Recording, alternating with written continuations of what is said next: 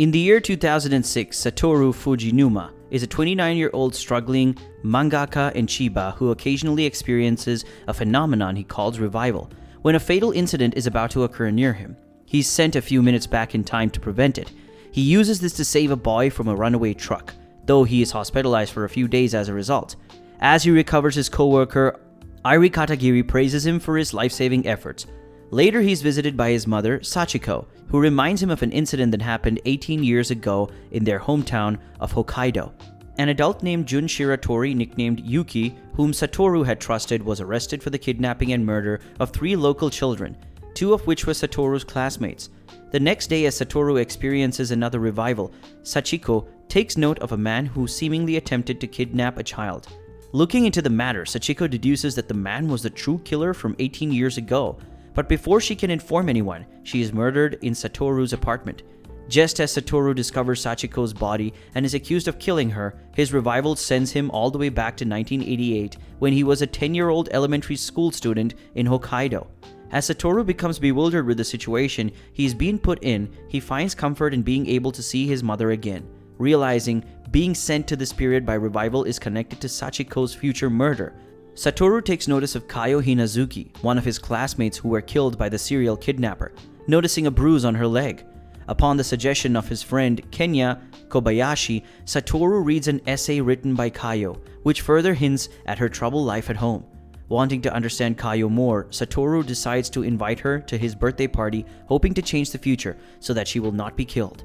During an ice skating race against a classmate, Satoru holds back from winning and avoid inadvertently trying to change the future, angering the classmate and disappointing Kayo.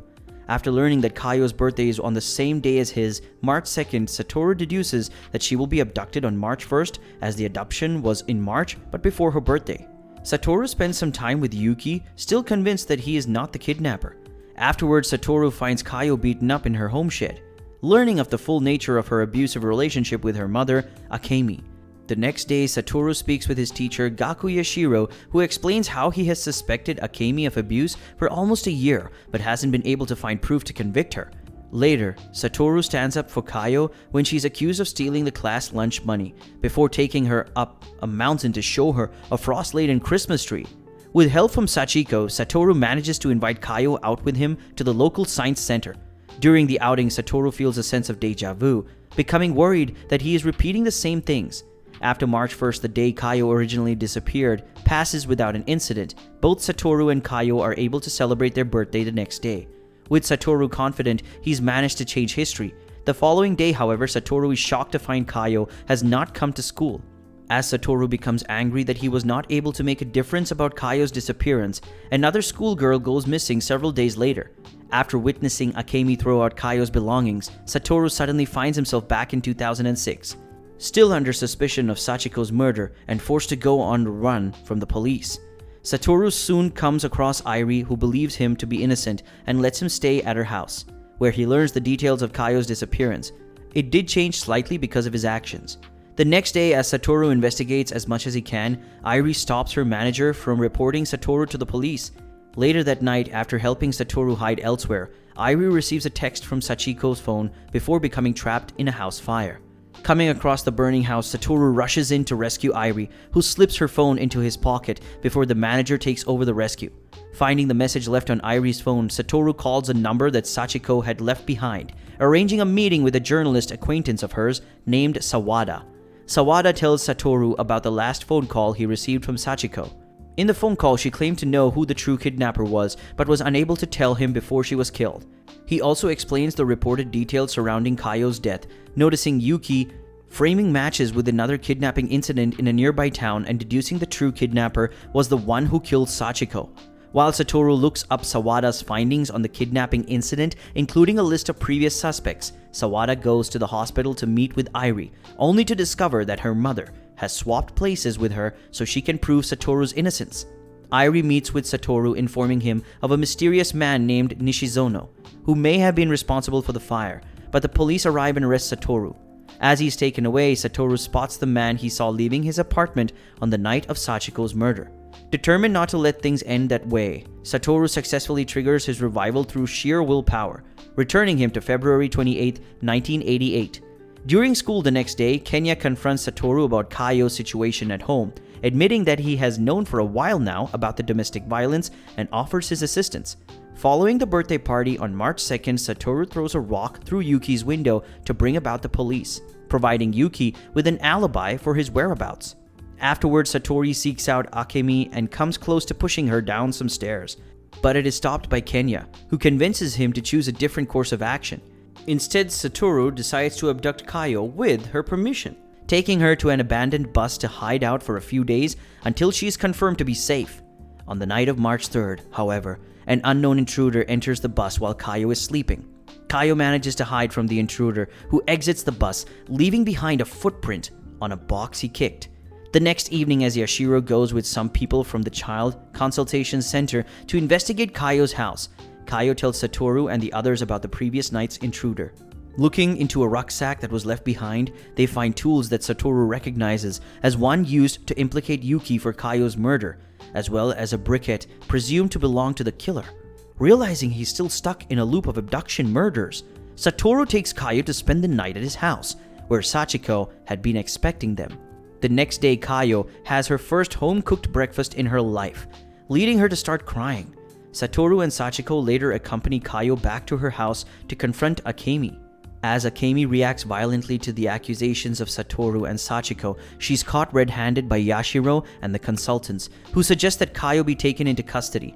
Just as Akemi prepares to storm off to the police, she is approached by her estranged mother, who regrets not being able to support her after having her divorce her abusive husband and raise Kaio on her own, leading Akemi to lament her own actions. With Kaio going off to live with her grandmother, Satoru turns his attention towards the other two potential victims, Hiromi Sugita, his classmate, and Aya Nakanishi, a student from the neighboring school. While keeping a watch on both Hiromi and Aya, Satoru discovers a stash of candy in Yashiro's car when being given a ride home by him. Later, Satoru goes with Kenya and Hiromi to inspect the bus, the contents of which have now been removed. Satoru and his friends approach Aya, and despite some initial resistance, she starts joining them at their hideout. Later, Satoru shadows Misato Yanagihara, who has kept to herself since being accused of framing Kaio. She seemingly disappears after going to the bathroom. Satoru then notices a truck belonging to Yuki's family leaving the scene, and he asks Yashiro to follow it in his car. Along the way, Yashiro reveals himself to be the killer and that he realized that Satoru was the one thwarting his plans.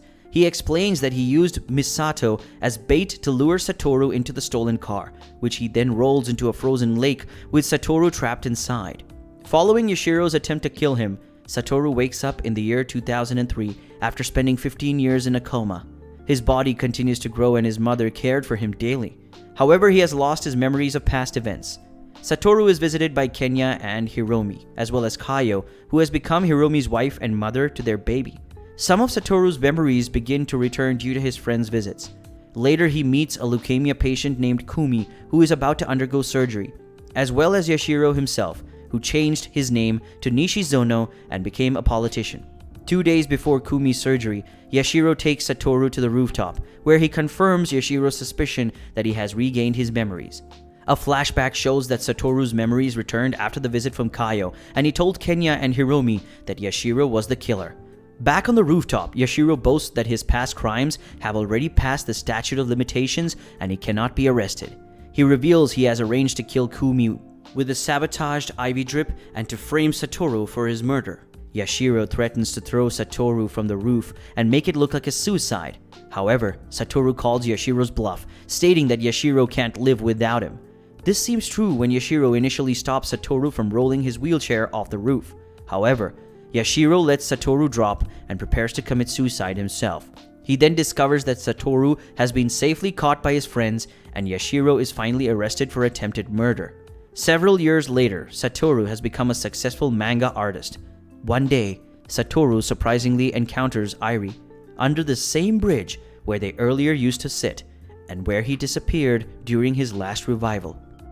Did you like the video? Let me know what you think down in the comments. Oh, and don't forget to smash that like and subscribe button while you're at it. And as always, I will see you in the next video.